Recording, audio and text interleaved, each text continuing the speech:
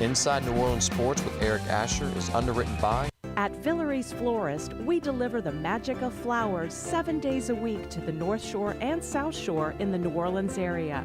Whether it's for birthday parties, baby celebrations, Villere's provides colorful floral displays for all.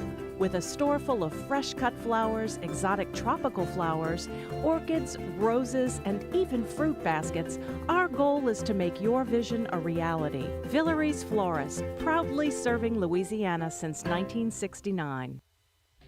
Dave Miette Insurance Agency. Auto, home, flood, business, 504-556-0809. Dave Miette, INSagency.com. For over 48 years, Southern Tires and Auto Repair has provided services across the New Orleans metro area. Southern Tires offers a range of tires for all vehicles and ATVs. We also have a full suite of auto repair options, including brake repair, rim repair, custom exhaust, steering and suspension, tire siding, and so much more. Southern Tires and Auto Repair, 2550 Hickory Avenue in Metairie. CNC Drugs is a family-owned pharmacy that's been serving Southeast Louisiana for over 50 years. Whether you need help taking care of an elderly family member, a growing child, or even a pet, CNC provides patient-centered care for your entire family. CNC Drugs, large enough to serve you, small enough to know you. Locations in Mandeville and Araby.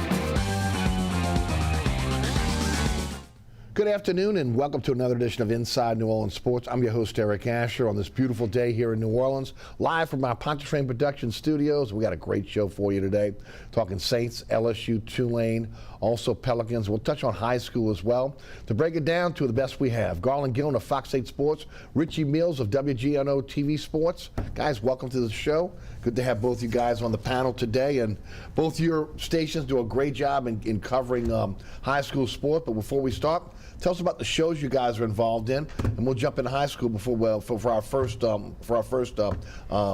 topic today.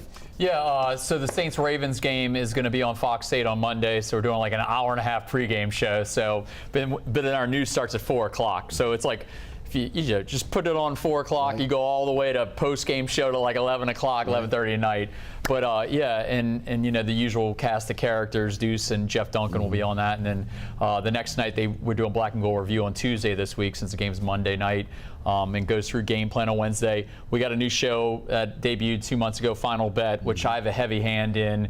It airs Thursdays at 10:35, right, where we talk a ton of gambling, and then Fox 8 Football Friday, and then we have on Sunday Night Final Play we wrap it all up. But yeah, it's gonna be it's nonstop, right, every week. Right. I mean, it's been just like from LSU Bama on Monday. I'm talking high school football coaches. I'm getting my gambling show moving. So trust me, when January hits, it's a little different, you know. Your football season's almost over, but you kind of miss it, but you don't really miss it sometimes. Right. You're like, because I finally can breathe. But right. I love this time of year. Do you even have time to do the blog? So I have eaten at 4 new restaurants in the last like 2 months. I have them all written down. Right. I'm going to get back into football food. With the World Cup 3 weeks away on Fox 8. Right. I'll probably get back into it next week. I need to get through LSU Bama week, and the Saints Ravens is on our air. I feel like next week it'll kind of quiet down maybe a little. There you go. Yeah. Richie, welcome back to the show. And of course, you guys have a great show, some great shows over at Channel 26 and Channel 38. Tell us all about it. Yeah, not elaborate of a pregame show as you guys, of course. But I will be live at the Dome for the Ravens game on Monday night. Of course, we're on weeknights, 6 and 10. Weekends, you can catch me 10 o'clock on Saturdays during college football season, because ABC is just packed with college football games. Sundays, 5 and 10 as well. We do have the WGNO Sports Zone, NOLA 38, 10:30 at night. That leads into Friday Night Football presented by the All-State Sugar Bowl. That kicks off at 11 on NOLA 38, and then again at midnight on WGNO. And like Garland just said, on top of the LSU-Bama week, this is a huge week in prep football. It is. And let's start with that first. Start with John Curtis and Carr, both part of the Catholic League now. Big game this weekend. Yeah, even though Carr in the power ratings is in the teens and they have 3 losses, all due to a forfeit for an eligible player for academic reasons, I think they're the best team in the state in Division I non-select. I think right now with the great run game, they have a strong defensive line. They seem to be unstoppable, but we'll see on Friday night. JT's triple option offense is always hard to stop. The last few times these teams played against each other, very close games over the years. So anything can happen, especially when you got the triple option going. But this Carr offense and defense, I think this is one of Bryce Brown's best teams he's ever had. Games at Ullman Stadium, so it's going to have that kind of big time feel. It's at 7 o'clock on Friday night, so that's where I'm going to be. I know Richie can pump up. He's going to be in another game, which is also going to be a huge one also. And you'll be at St. Charles Catholic in Newman? I will, but real quick about Carr, you know, they could score 42 points in the first half. So if you don't weather that first half storm or maintain it, at least you're gonna be out of it by halftime. Right. That's what Curtis was last year when they decided to kick to Aaron Anderson 3 times. You know, special teams returns for a touchdown. But yeah, I'll be at St. Charles Catholic Newman last year, a 12-7 slugfest on a Thursday night in Hammond. It was a great game. St. Charles Catholic obviously won 12-7 on their way to an undefeated record state championship. It was just a great story for that team that year, and I think it'll be the same result again. This is 1 and 2 in Division III select rankings. So again, it's going to be a great football game. Arch Manning, of course, his final chance at St. Charles Catholic. Right. He's had their number early in his career. They, of course, got him last year. This is going to decide really who could be that second team in the state championship game. Your thoughts on St. Charles Catholic and Newman? Well, Newman's right now at number 1, so this is going to be really intriguing to see. I think their power rating is so high that even I talked to a guy who does GoPreps.com. He does a really good job. He told me even if Newman lost on Friday night, they'd still be number 1 in the power ratings. Obviously, Newman don't want to think about losing. Sure. But there's another team that could knock St. Charles Catholic and Newman off their pedestal, and that's the team of Baton Rouge University High School. U-High has 3 losses against teams that are higher classifications, 2 of those losses. So that's a team they're probably going to have to play like in the quarterfinals, which is the same problem that people are going to be dealing with Edna Carr. Edna Carr is probably going to be playing like a 1 seed in the quarters, and that 1 seed's going to get drilled like hardcore. Like you think that you can kind of ease in to the playoffs and start building up to the semis and the finals with Carr's forfeits and U-High having a tough schedule. Those teams will come faster and furious against these teams. And I want to say too, real quick, it's funny that you say the 1 seed because the 1 seed right now is Warren Easton. Yeah, and Carr beat him by like 30 points. But that game they had to forfeit later on, so we'll see. There you go. Both stations do a great job in covering prep sports, no doubt about it. All right, guys, let's jump into the Saints. 3-5, 1 game out of first place in the NFC South with Atlanta, who I believe is a fraudulent team, leading the division. 24-0 over the Raiders. This was what we expected coming out of camp. When you look at the offense, defense, special teams. First, take it first. Your thoughts on that game, and is this a turning point for this team, or is this just again a one-off anomaly? I mean, they'll be back to turning the ball over, penalties.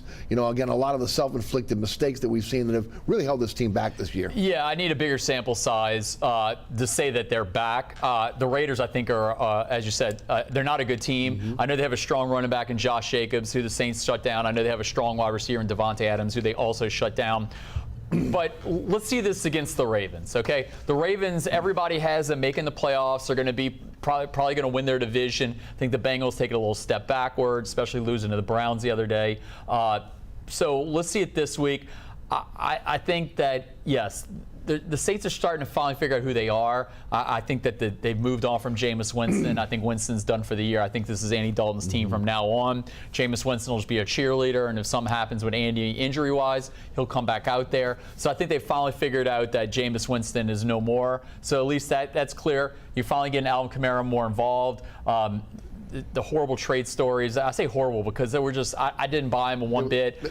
I don't know where it came from. Well, they couldn't do it because of the cap implications. I mean, they are cap strapped. And if you get rid of him, who you got left? I know you got Taysom, but your receivers right now, your 2 top receivers are injured. Right. Olave is back, but I didn't buy that. So let's see. I mean, we're even talking about how great Peyton Turner and Marcus Davenport are looking. Right. Let's see it this week against the Ravens. But yes, at least they're back in the mix. As you said, the Falcons are fraudulent. They're only a game behind them. Bucks are at 3-5. Right. Panthers are bringing up the rear right now. They're not a good team, but hey, they can only say they're 2 games out. Right. So this whole division's up for grabs. So you can't give up on the Saints right now. They're right there in the mix. Richie? To be determined, because, you know, like Garland said, they play in the NFC South, which will forever be up to grabs until week 17. Yeah. But I think the Raiders were also a horrible team to make this evaluation of, because they're also struggling really bad. Derek Carr with Devontae Adams has been less than impressive, to say the least. But the fact that they were able to shut down Devontae Adams, Derek Carr, Josh Jacobs with a banged-up secondary, like Alontae Taylor and Paulson Adebo stepped up 1 catch for 3 yards, that's insane, because that guy is the best wide receiver in the NFL. The defensive line showed up, stopped Josh Jacobs, sacked Derek Carr. I think it was one of those performances you needed to see, because like Dennis Allen said multiple times, the word capable was always thrown out there, because this is what they're capable of being.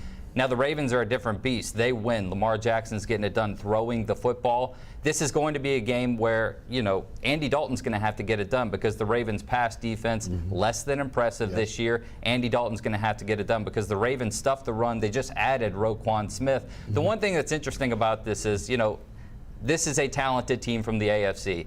How much of a chess piece is it to add a guy like Tyler Huntley to the practice squad this week? That's what stuck out to me. But back to the Raiders thing, it's just the fact that they were able to win in a dominant fashion, missing some of their key pieces on both sides of the ball. Well, do you think the Huntley thing was about scouting? It's got to be strategic in a way, because you know, he started games for them last year when Lamar Jackson was hurt. So when you look at that, you have a guy that's been behind enemy lines. He's run that offense effectively, and he can give you the ins and out. On top of that, he's a talented quarterback prospect to have in that room. And so I think it was a win-win just to sign him regardless, because you haven't seen Lamar Jackson since his rookie year in 2018 on a limited basis with Joe Flacco. What did you think when they signed him?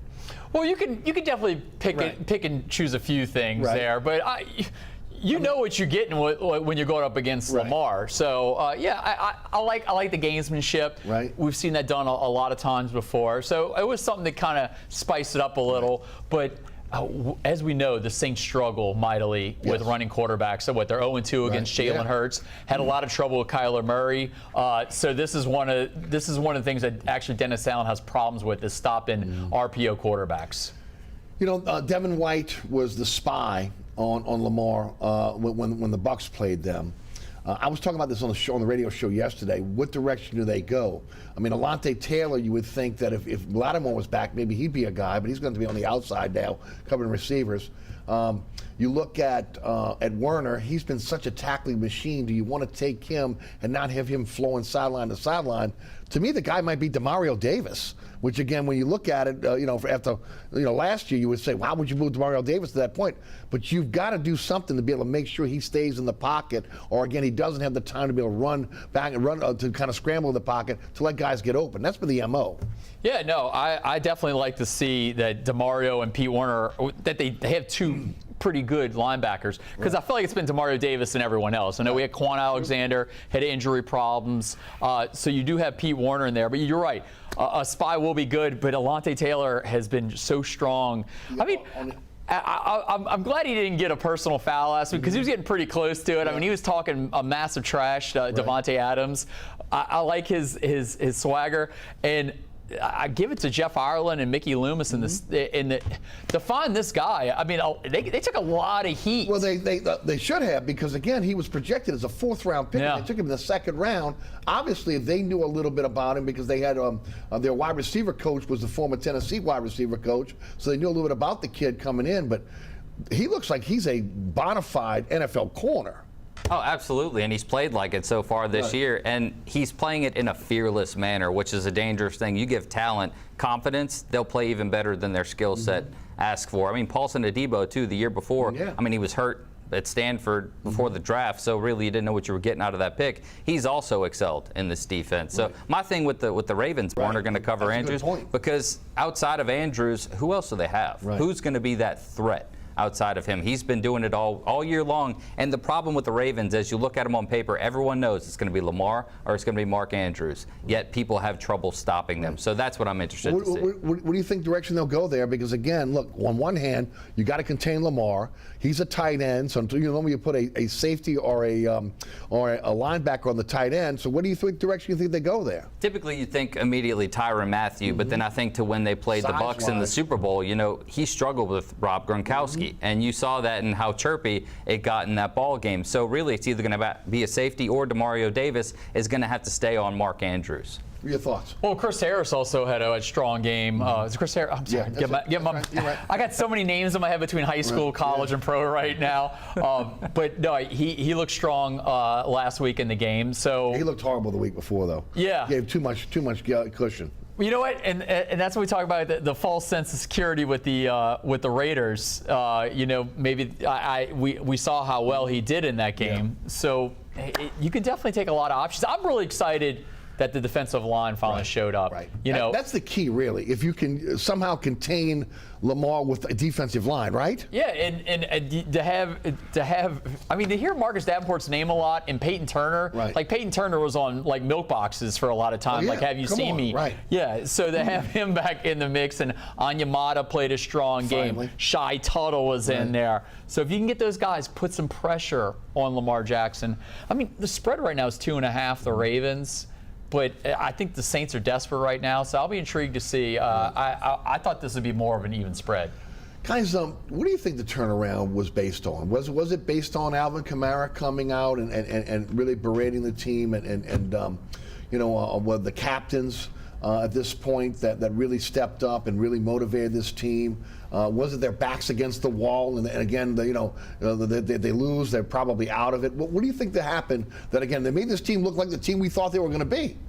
It's, in my opinion, with the injury report, when you look at it at the beginning of each week, you have double-digit guys listed. So I think that 10-day period of rest helped tremendously. And then also knowing, I am the most talented team in my division. I'm not playing like it. So I guess it's just guys realizing they're not playing up to their full potential. Also with the Kamara thing, they force-fed him the ball early in that game, which helps. You have to get your best player touch. Right. It doesn't matter what the game's going to call for. You have to get him the ball. And the beauty of his versatility is that you can give it to him in the backfield, you can give it to him in the passing game, and he's going to rip off 158 yards of offense, 3 touchdowns. But again, you have to force feed him the ball, get him 27 touches, maybe more. I know it's going to be detrimental to his health at some point if you continue to do that, but that's what you need right now without Michael Thomas in the lineup, without Jarvis Landry, Chris Olave in and out with injuries. But I mean, that's just what you have to do. Your thoughts? Well, what was the motivation? What turned this thing around, at least for 1 week? With Kamara, or with the team itself? Was it Kamara and the speech? Was it their back against the wall? What was it? Because they, again, defensively, they were swarming. They tackled. I mean, look, this has been a horrible tackling team. You didn't see the penalties. That they didn't turn the ball over. They created a turnover. Offensively, the offensive line was a juggernaut. They played well. And look, finally, we're seeing them get the ball to the stars they have: Olave, Taysom Hill, and also Kamara. Yeah, and also Kamara is one of the young guys. You notice the older crew, Cam Jordan, DeMario, they're not calling out. There might be some kind of like push and pull between the young bucks and I guess you can still put Kamara, the young bucks, there compared to like the Cam Jordan guys and the Demario Davis. So it was intriguing that one of the younger guys called out the team. Right. It worked. I know we're going to keep saying this, but I can't wait to see if they can pull this off again against. I know it almost gives you a false sense of security, though the Saints did beat the Seahawks and now they're red hot. They beat the Falcons, who are leading the NFC South, so their wins are against pretty strong teams. I'm really excited to see the Dome on a Monday night. Everybody's well greased and oiled, alcohol got in the system. Sure. I think it's going to be pretty rowdy in the Dome on Monday night because, I mean, they're down to a lot of their primetime games they used to have. They're losing a lot of them because obviously number 9 is no longer the starting quarterback. Right. So, this is another chance for Andy Dalton to kind of show that I'm the guy because, like I said before, I think they've moved on from Jameis. I wasn't happy with the way Carmichael was calling the games early. He seems to have gotten into a rhythm now. He's using, as I mentioned, the stars. You're seeing that. Look, Olave has been unguardable as a rookie. His speed coming out of his breaks, his route running has been precise. Obviously, Taysom's getting more touches now, utilizing him, and again, almost a triple threat. And of course, you mentioned Kamara being force-fed. What do you think the difference is with this now? Is he just more comfortable with the situation? I think there were too many weapons that he had to choose from in the beginning, because you would see Jameis try to hook up with Mike Thomas, try to force feed him the ball, and there would be that disconnect. You see Jameis look downfield for Chris Olave. There would be overthrows because it just wasn't the natural rhythm of a ball game. I know you have your set script and you want to get as many playmakers involved as possible, but that's not what the game plan called for, because while you're trying to force feed the guys on the outside, your top weapon is behind you getting no touches, forced to block, do other things. So it's just a waste of time and ability, in my opinion. Now that I think with Mike Thomas and Landry being out, you can get in that rhythm. You can give Taysom touches, Chris touches, Alvin touches. So I think just the absence has allowed Pete Carmichael to get more of a natural rhythm of play calling, and as these guys come back, I think you'll kind of see them just get into the flow of things. But that, in my opinion, that's what it was early, just having so many weapons and trying to decide who can be the most effective player on that particular play, and I just don't think that's what this offense called for, especially against teams that they should have beat early. Especially,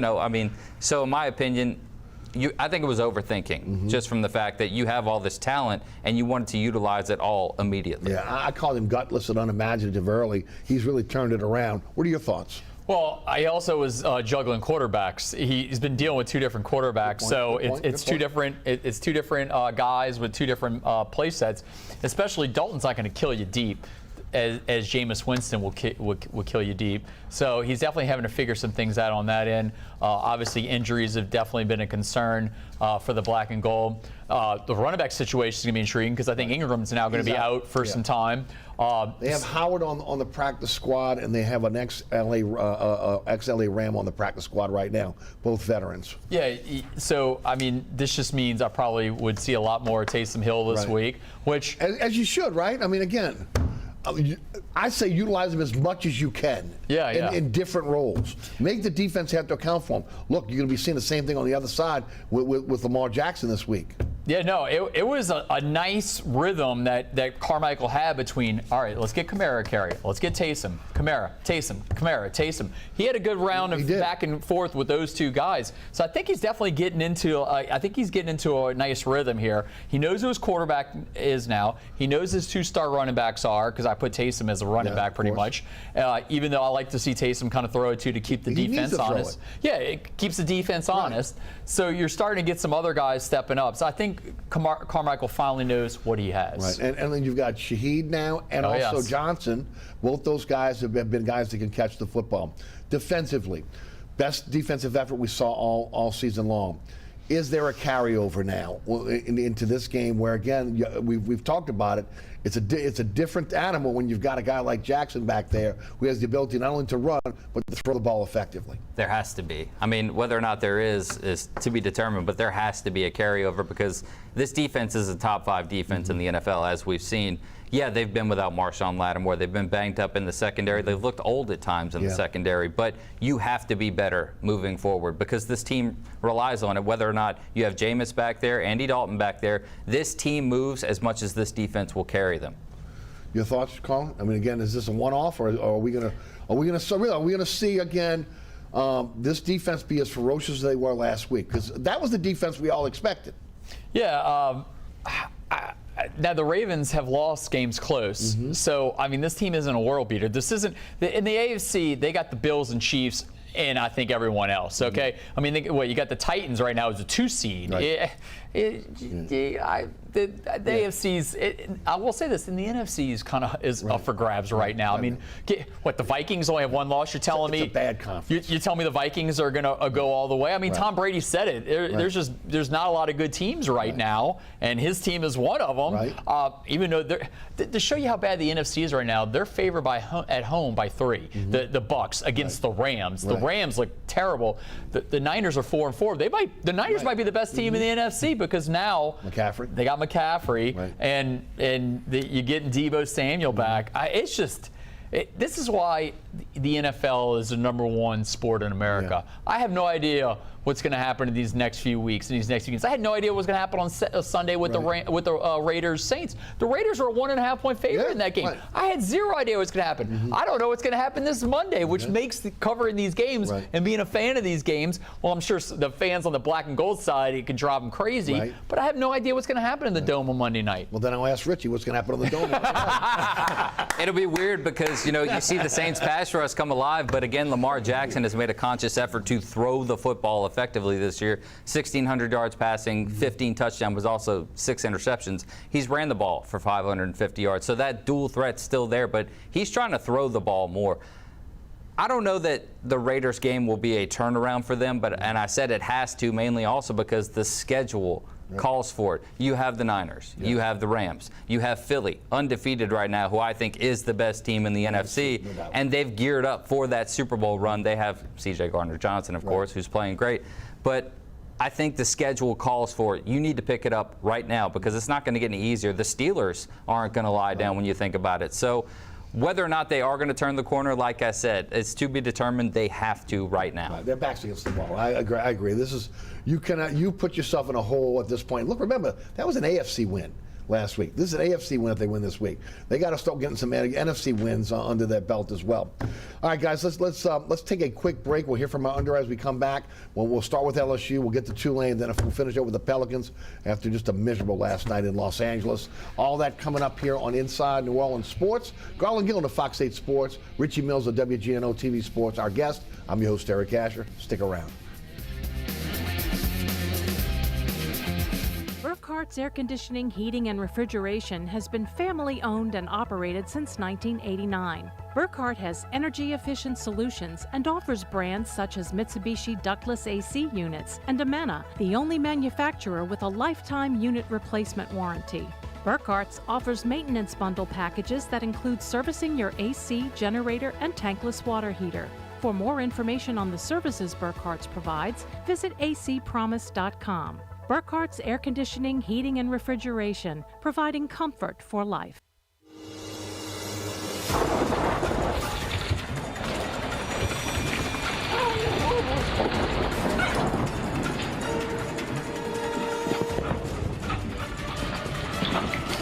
Experiencing rough weather with a bad roof can be a nightmare. It doesn't have to be. Suburban Roofing, because when it comes to roofing, there is a difference. Located at 3701 Iberville Street in Mid-City is Katie's Restaurant and Bar. Open 7 days a week, Katie's offers daily specials for lunch, dinner, and Sunday brunch. Serving New Orleans cuisine such as fried shrimp platters, grilled redfish, and a fully stocked bar. And don't forget about our expanded event seating and local entertainment. Featured on the Best of Food Network's diners, drive-ins, and dives, Katie's Restaurant and Bar. Welcome back to Inside New Orleans Sports. I'm your host, Eric Asher. Our guest today, Richie Mills of WGNO-TV Sports, Garland, Gillen of Fox 8 Sports. All right, we're getting into LSU now. College games, 6-2 overall, 4-1 in the SEC. They're tied for the SEC West lead with Alabama. Alabama coming to town. I'm interested to see. Well, let me make this other. They are now 10th in the college football playoff poll. But guys, I said this on the radio show yesterday. This is a made-for-TV poll, okay? Yeah. I mean, it's about matchups, right? So they know there's 6 and 10 coming up. So you look down the line. Again, we'll find out more later on in the season on who's legit and who's not in terms of this poll. But again, I really don't even pay attention to the poll early because it's about matchups and TV. It's a made-for-TV poll. With that said, congratulations to the Tigers to be 10th ranked in that poll. Both teams have had 2 weeks to prepare. We know Saban, when he prepares for 2 weeks, what he does. I can't wait to see what Kelly has done over the last 2 weeks in preparing for the Tide. Your thoughts? Yeah, this isn't a Les Miles coached offense. It's not. This isn't an Ed Ogeron coached offense. So things are definitely going to change this week. I'm very intrigued to see what Jaden Daniels and this offense has cooked up because he's finally got confidence. Okay, he's finally getting aggressive, throwing the ball downfield, which I've really enjoyed Brian Kelly's pressers this year. He has no worries of calling anybody out. I mean, coming in the spring, he called Keishawn Boutte out. He's called out his quarterback for not being aggressive, and now he's been aggressive. It's been really exciting actually to sit. I'm not gonna lie, some of these pressers on Mondays, they're snooze fest. Okay, nothing comes out of them. But Coach speak. Yeah, but Brian Kelly is honest. Yeah, he's not afraid to call it like it is and call out a few of his guys. And you know what? It's working. Because sometimes you don't want to. They say keep it in house, but it's working with Brian Kelly. I mean, I cannot believe. I know you say it's made for television. Right. If you'd have told me going to the Bama week that they're number 10 in the CFP, no way. The over/under at Caesars was 7 wins. Right. Yeah, and I said hit the over on that, and I also said hit the over on the Saints when they were at 7.5. Still got a chance. Still got a chance. We'll still wait on that one. But I mean, we're talking about them possibly. Going to Atlanta, that's in the cards. No, it's not as loud of a chatter right now. Right. But if they beat Alabama, they're in the driver's seat because they'll have the tiebreaker with Alabama because they still got to go to Arkansas. They still got to go to A&M, and that's it because UAB is a non-conference game. So if they beat Bama on Saturday, and they can. I mean, I know they're a 13.5-point dog, but when have you seen Alabama this year and go, that's one of the top teams in America? I watched that Alabama-Tennessee game from beginning to end. I watched the Alabama A&M game from beginning to end. A&M almost won that game. It got down to the very end. A&M stinks this season, and they almost beat them at Alabama. Who's their best receiver? I mean, Jermaine Burton, I mean, he was a transfer. He hasn't been that strong. You got Jahmyr Gibbs, one of the best running backs, I think, in America. But that's it. Right. Bryce Young is having to stay in the pocket 10, 15 seconds to find open receivers sometimes. So it's there for him. When you got Harold Perkins coming like a missile at Bryce Young, he's going to hit Bryce Young hard, and Bryce Young's going to think twice about staying in that pocket for 10 seconds. That's the spy this week, Harold Perkins. Harold Perkins is he's phenomenal. He's going to be a first-round pick. He's the second coming to Devin White. That's what I was about to say. Yeah, but isn't he? Absolutely. Not just a number, but he is. It was total blasphemy. That was probably one. If Brian Kelly looks back at the season, that was one of his biggest mistakes. Just early in the year, saying that Harold Perkins wasn't getting as much time because it didn't have the right scheme. Figure something out, man. I know he doesn't know 100% of the playbook. He's a freshman. He's too good not to put him on the field. Just get it. Hey, see quarterback, hit quarterback. Okay. I mean, that's all you need to do. That's okay. Right. On you, Rich. Tell us what you think. Man, it's crazy to think they are number 10 because you kind of think, where would they be if they don't miss an extra point or it doesn't get blocked in that first game against Florida State? So, but I think they'd still be where they are right now. But these past 2 weeks, I imagine both sides have watched a lot of that Alabama-Tennessee footage because on the Alabama side of things, you can't let LSU get out to a fast start like Tennessee did. They were up 21-7 after the first quarter. And you also can't give up explosive plays like Hendon Hooker and Jalen Hyatt did. And I think on LSU side of things, you're saying we need to get off on a fast start. We have trailed every SEC game after the first quarter. That cannot happen against Alabama. You have to go blow for blow, play opportunistic football, get stops when you can, and then capitalize offensively. I also think that Brian Kelly's also making this relationship between Jaden Daniels and Keishawn Boutte work because, again, look at what Hooker and Hyatt did. So that has to be effective this week. Not for 200-plus yards, 5 touchdowns. Do I think that'll happen? No, but I think similar to what LSU did in 2019 with Burrow and Chase, getting that going right out of the gates because LSU led 33-13 after the first half of that game. So a fast start is definitely in the cards for LSU, and you need to figure out in these past 2 weeks how you're going to get there. Jaden Daniels is playing lights out, whether he's running the ball or throwing. 11 touchdowns the last 2 games, that is ridiculous. Heisman stock's gone up, draft stock's gone up, which is 2 things you don't want to hear because you want to see him in Baton Rouge next year. But you have to get that relationship between him and Boutte going this week because you've seen how effective a top passer and a top target can go against a defense and a secondary like Alabama, who really has been less than stellar in years past. So that relationship has to work, and then you have to weather the storm. You have to trade blows. This is going to be a good game, maybe in the mid-30s at some point. But I think LSU's defense has shown me enough to believe that it can be done. You can stop Bryce Young. You can stop this offense. He made a good point that outside of, Burton, they don't really have too many pass-catching options. So, I mean, defensively, it can be done. It's just a matter of offensively. Can you weather that storm and keep up? It's going to be a shootout. Guys, that LSU secondary, DBU at one time, not now. A lot of transfers. They're playing better, right? But again, Young has the ability to make time with his feet to allow the guys to get open. They've got to be able to contain him.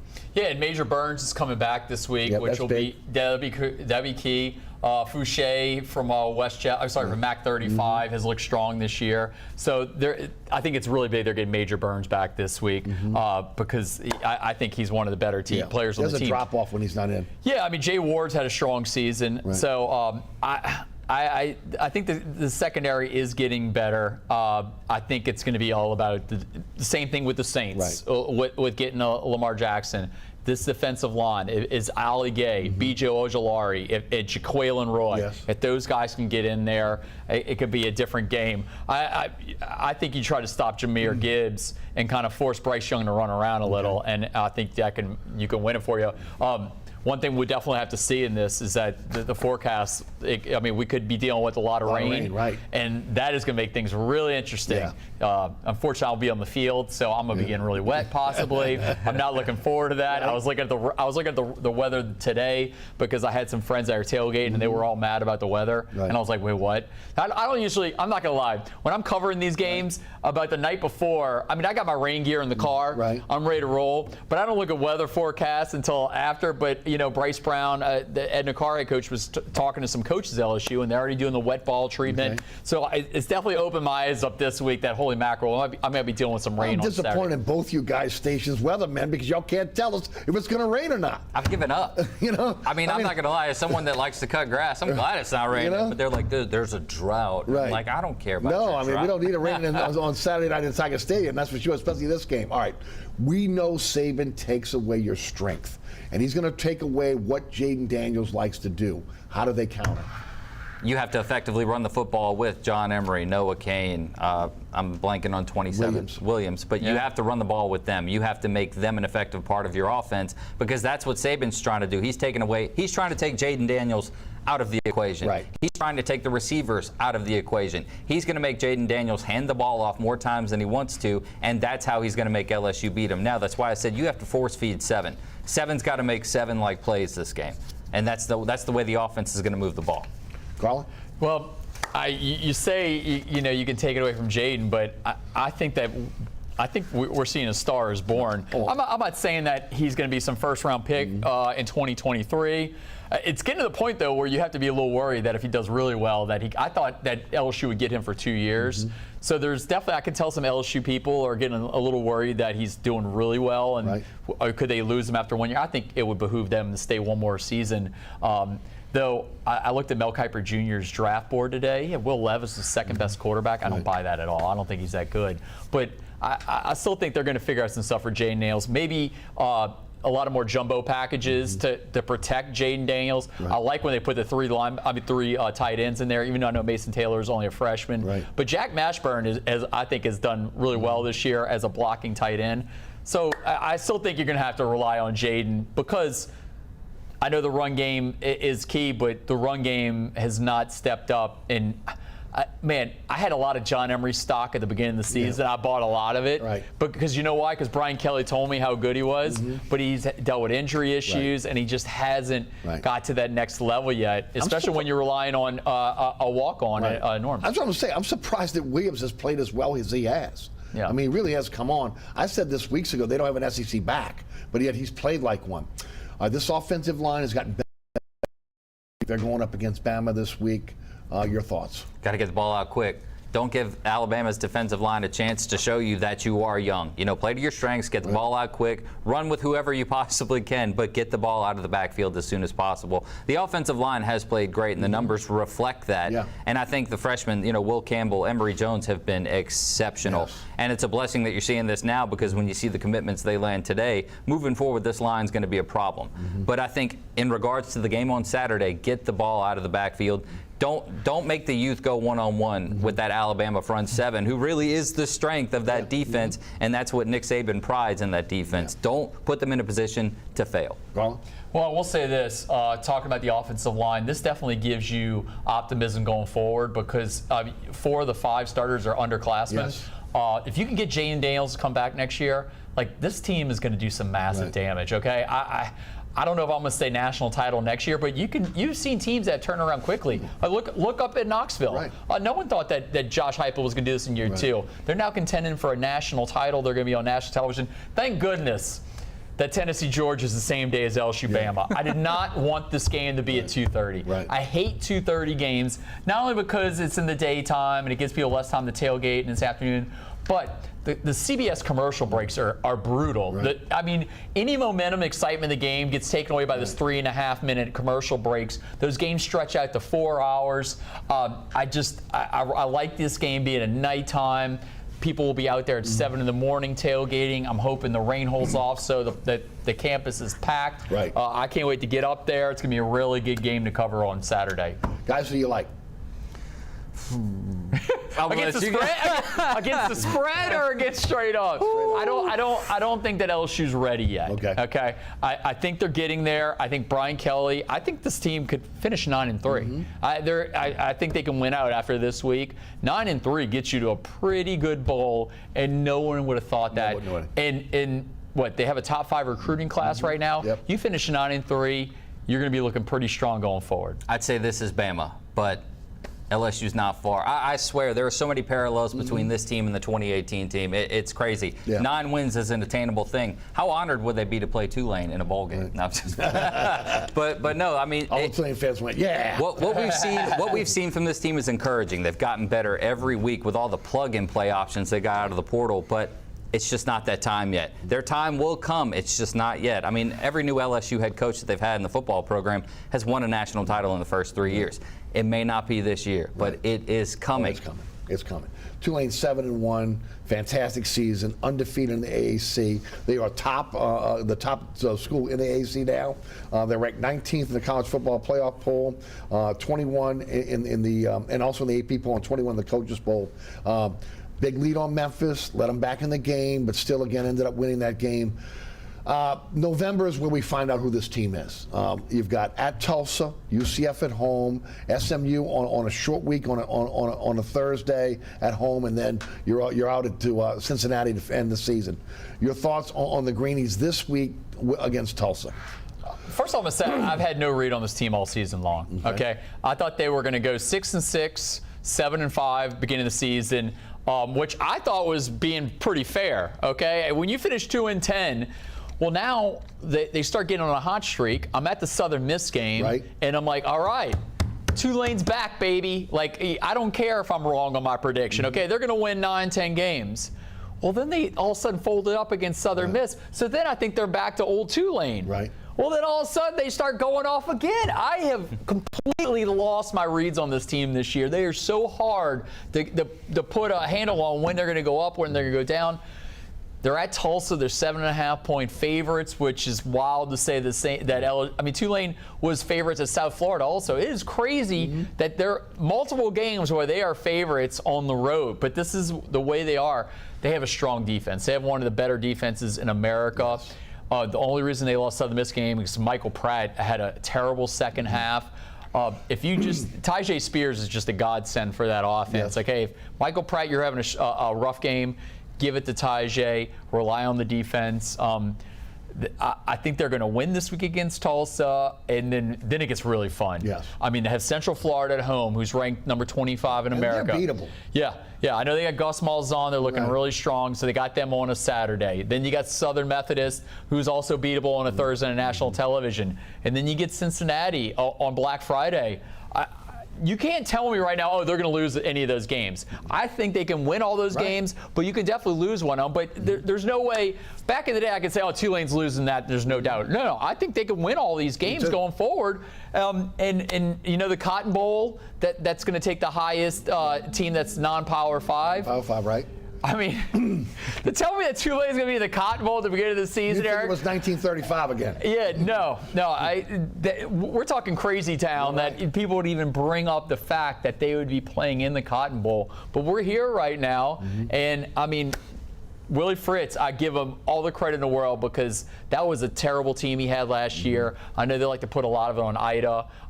They shuffled up the coaching staff a little. Luckily, a lot of those guys that were on that team last year came back this year to right the wrongs from Nick Anderson. Which was surprising because a lot of those, after a 2-win season, a lot of guys defect. And the fact that Pratt didn't defect and everybody else came back, that's the key so far. That offensive line got him killed last season. He took a lot of injuries. He got hurt at Ole Miss and was never the same the rest of the season. Kai Horton was starting against Cincinnati. That, by the way, when I look back on the season, I don't know how far they're going to go. The Houston win with Kai Horton and they win in overtime. That's the one where I was like, that's the game. I'm glad I had no money on that game because I would have said Houston's going to win in a landslide in this game with Kai Horton. Now, I know they started with Justin Ibieta, but Justin Ibieta took a hit early. I was like, there's no way they're going to win this game. That was the biggest shock, I think, of the season. Talk about Tulane. Well, you had me on preseason, and I've said this on every platform possible. I said this was an 8-win team, and I said they were going to beat Kansas State. And everyone looked at me like I was the craziest person alive. And then we're sitting here now.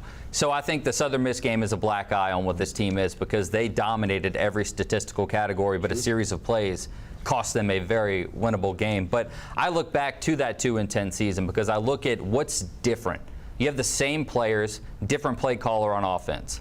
And they struggled to maintain any rhythm last year. They could not offensively. I think that created confusion with the quarterback, the receivers, especially the offensive line. That's why Pratt got killed so much last year. Defensively, it was the same unit. They had a couple of transfers this year who have been key. Lummy Young from Duke. You still have Macon Clark, who's having a Conference Player of the Year type year on defense. Patrick Jenkins from TCU. Yes, a top 10 TCU team is anchoring that D-line right now from John Ehret. So I look at what's different, and there's not much outside of an offensive play caller and the circumstances that surrounded last year. I will put a little bit of it on Ida. You're taking a college kid out of their routine. Everything's going normal now. They're having the success that they are, but it starts on defense for them, really, because of all those transfers you added. They're playing great football right now, defensively sound. I know people might have thought it was suspect after their first 3 games of the season, but it's proven to stay strong in that regard. I think Tulsa's a bit of a trap game, which scares me in a sense. SMU's having a down year, still a trap game for me. But UCF and Cincinnati are winnable games. You win one of those, you can probably still take this conference,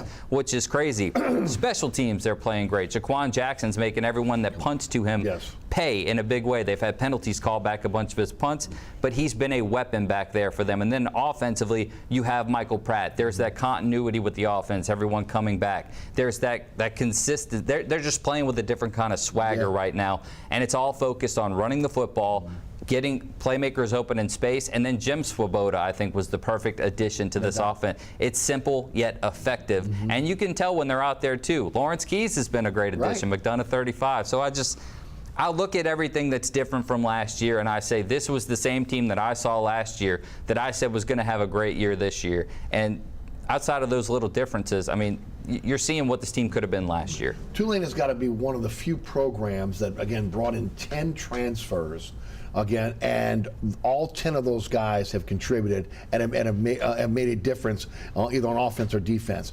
Also, again, the recipe for success is the majority of those guys, former high school players here in Louisiana, here in New Orleans, coming back for a second chance, and all those guys have excelled.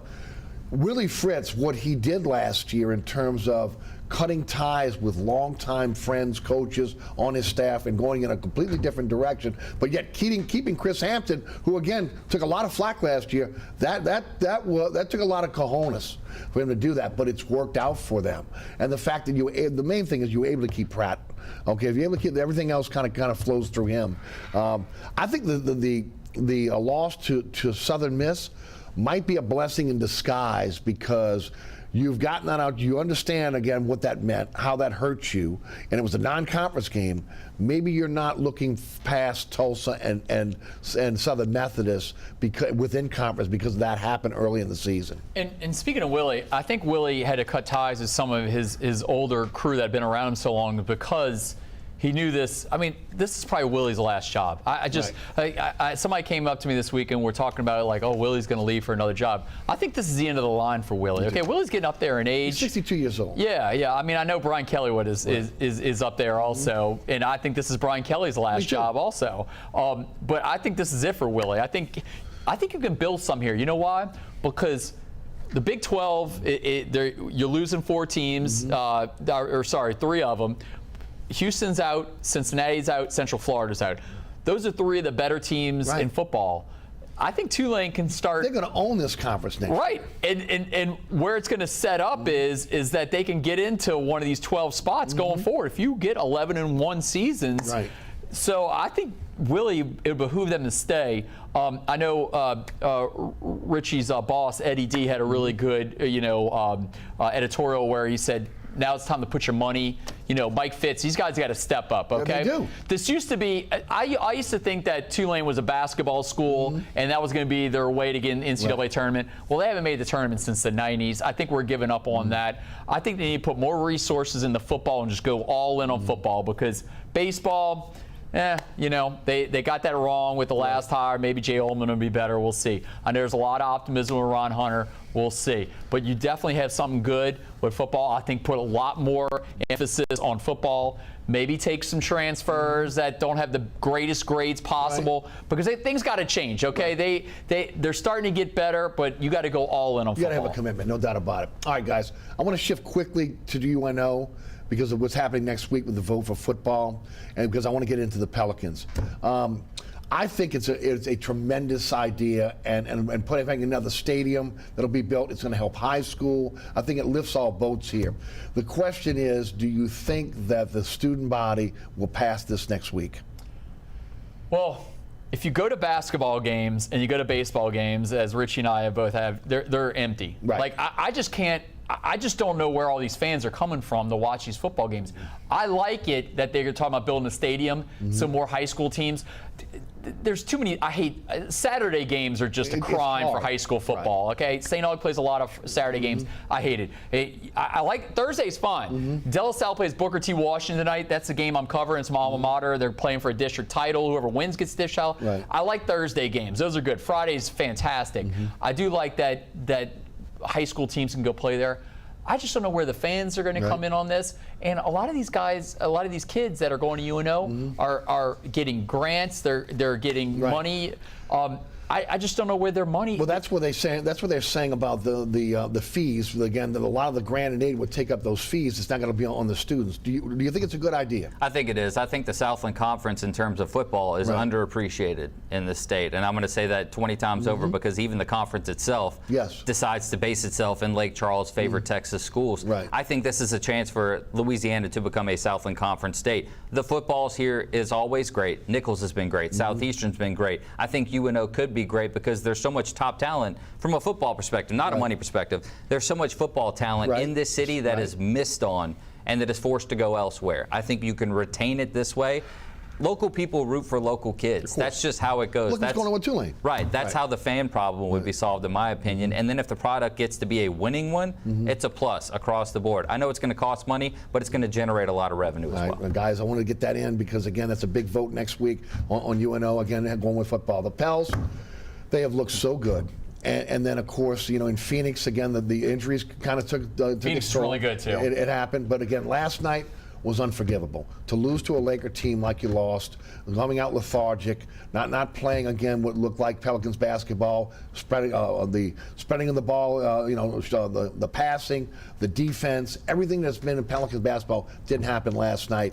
Guys, this could be a really good team, but that was a game you don't lose last night to the Lakers. Yeah, and they had 2 days off in between those games. Right. You're looking at the Pelicans, you'd have thought they partied it up on Sunday night, Monday night, and Tuesday night. That's the way I felt when they came out. They were lethargic. Yeah, I thought the nightlife hit them hard in the first half. That first half stunk. Now the second half, they started to heat it up again. But to lose to that team, I mean, it also affects you because obviously they're going to do a pick swap. Right. I will say this: the Warriors are struggling this season. There's other teams that are in their way that are struggling. So to be 4-3 right now, if you told me that, I would go with it. But you should have won that last night. That was one you should have done. Yeah, to let Matt Ryan, not the quarterback of the Indianapolis Colts, but this guy's been not the guy that used to work for the Hornets. Yeah, exactly. Yeah, no, he's still with the Pelicans, but that was inexcusable. Right. You hope that we haven't got an update on Brandon Ingram in a little while, so I'm intrigued to know if he's back on Friday. It's funny, last night they were talking about like he would not be available for Golden State, which is mind-blowing considering, again, it's been almost 2 weeks and, 4 games. Now to be a 5th game if he misses Golden State on Friday. Yeah, they're missing him in a big way. They had him last night to win. But when I'm looking at last night's game, it's so frustrating because you see how talented this team is. But then I'm thinking to myself, like, after one instance after another, whether it be Dyson Daniels missed free throws, 2 offensive rebounds by Pat Beverly, or even one by Austin Reeves that resulted in free throws. I mean, these are just, and then of course the Matt Ryan who was working for DoorDash, I think last year, which is the greatest story. That's where I knew that guy from. He delivered to my house. Right. So I mean, when you think about that, it was just learning moments because it doesn't matter how deep you are, how talented you are. Hustle will outweigh talent any day of the week, and that's exactly what the Lakers did last night in those moments. Yeah, you want Brandon Ingram back, but I think that was, like I said, necessary teaching moments that they needed. This concussion, I think, is turning out to be a little bit more problematic than people thought. But, you know, if it's going to happen anytime, I'd rather it happen right now. Yeah, guys, I'm not waiting for him to come out with the Hamilton mask on, right? I mean, I'll take it. You know, I mean, at some point, it is about the NBA concussion protocol that really has pushed them that, and it's too bad it happened during a West Coast swing. But when this team, even this team doesn't have to be fully healthy. When they're playing their type of basketball, they are tough out. Yeah, and they're like one of the darlings of podcasters, national writers. Everybody picked the Pelicans to make the playoffs. They still are one of the deepest teams in the NBA. Just get Brandon Ingram back. It's great to see Zion back. He definitely pushes authority on the Lakers. I don't think the Lakers are a playoff team. No, so I mean, now the Jazz was. That loss at the moment, I thought it was a bad loss. But now that I've seen that Lauri Markkanen is like doing it against everyone else, I don't feel as bad about that one. But you beat Mavericks at home, so there's some give and take with this season so far. But hey, it's a lot better than what they were dealing with last year when they were 1-12 to start. But you got to play Pelicans basketball, and that's the thing that was really disconcerting about last night. They just didn't do it until the second half. Right, and it's kind of the issue you saw last year when pieces weren't available. Guys guys felt they had to do more than what their role called for. To whereas you have everyone available, you can play your best within your role, like a Jose Alvarado's been doing. Najee Marshall's been great, but they've played their brand of basketball within the role that the team needs. I think that's an issue they ran into a lot last year, where guys trying to do too much. Devontae Graham trying to do too much, but he knows now I'm a guy that I'm a microwave scorer in a sense. I come off the bench, I put it up. That's just how my game goes. But when they're healthy, everyone plays within their role. They play the best basketball they possibly can. You see last night, Zion one-on-one going to the basket. It stagnates everything on the offensive side of the ball. They got to be able to move the basketball, the 0.5, and they got to be able to rebound. And again, rebounding.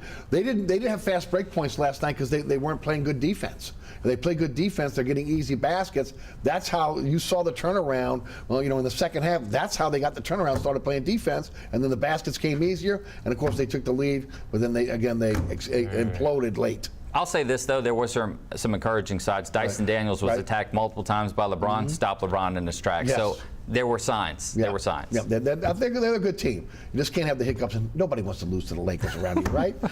All right, Richie Mills, Garland, Gillen, thanks so much for joining us today. What a great panel you guys were together. Really appreciate you guys. And again, remember, both stations have great high school football for you. And of course, we're getting in the midst of that. And of course, you guys are carrying the Saints game on Monday. Yes, indeed. Yeah. There you go. Pre-game starting at 4 o'clock. Get ready, man. Just get your chips and dip. Get ready to roll. There you go. All right. Thanks so much for your time, guys. Thanks so much for tuning in. Remember, there's so many rebroadcasts of our program right now that again, you can catch it at your leisure. There's a QR code that is up on your screen right now. You can click it and go to my website, ericasher.com, or the WLAE-TV YouTube page, where all programs are streaming since the beginning of the inception of this show. Also, you can catch me on the radio, 106.1 FM Nash Icon. That is weekdays 4 to 6. You can listen live at ericasher.com, the TuneIn Radio app, iHeartRadio app, our digital platforms. Also, our podcast is on Anchor, but on all podcasting platforms. You can check that out. Just search Inside New Orleans Show with Eric Asher. Again, thanks to our underwriters for supporting our program. Please support our underwriters. That's how this program continues. And also, again, special thanks to both Garland, Gillen, and also Richie Mills, and the WLAE production staff, including Ron Yeager, Jim Dotson, Logan Rafia, Alex Chacon, and the best director on the planet, William Hill. Thanks so much for watching.